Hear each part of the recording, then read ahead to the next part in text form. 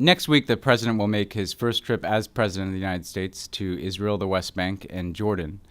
On this trip, it'll be an important opportunity for him at the beginning of his new term to meet with the new Israeli government that was just formed to discuss a range of issues that we cooperate on, as well as to speak directly to the Israeli people.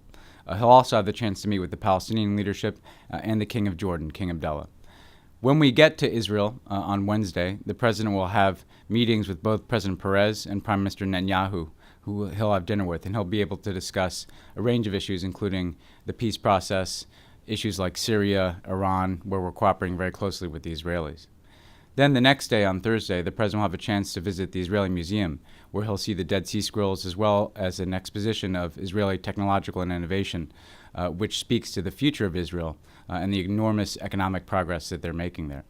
Then he'll go to Ramallah, where he'll meet with President Abbas of the Palestinian Authority and reaffirm our support for both Palestinian aspirations for a two-state solution, but also the important institution building that the Palestinian Authority is doing on the West Bank.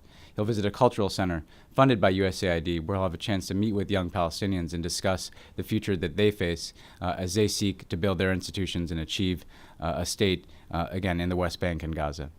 After that, the president will go to the Jerusalem Convention Center, where he'll give a speech to an audience of mainly Israeli university students. And this really is the true purpose of the visit, an ability for the president to speak directly to the Israeli people about the future that we want to build together.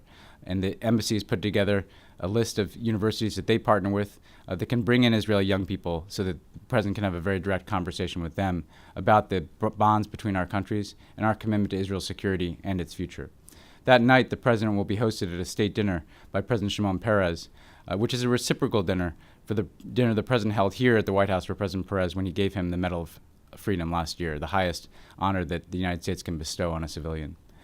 The next day, the president will visit a range of cultural sites.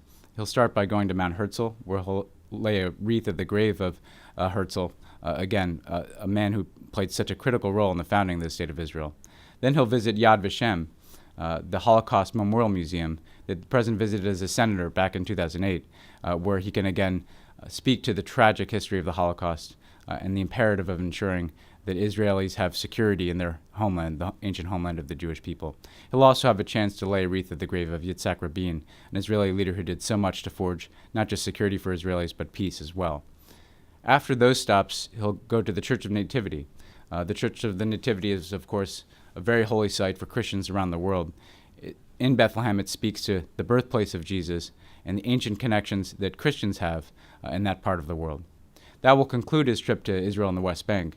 He'll then fly to Jordan, where he'll have a chance to meet with King Abdullah and have dinner with King Abdullah and talk about the efforts that the king has underway to pursue political reform within Jordan, as well as to discuss the very challenging regional situation, including the many Syrian refugees who have come across the border into Jordan, who we're seeking to support with humanitarian assistance. So it'll be a very full agenda for the president in these 3 days.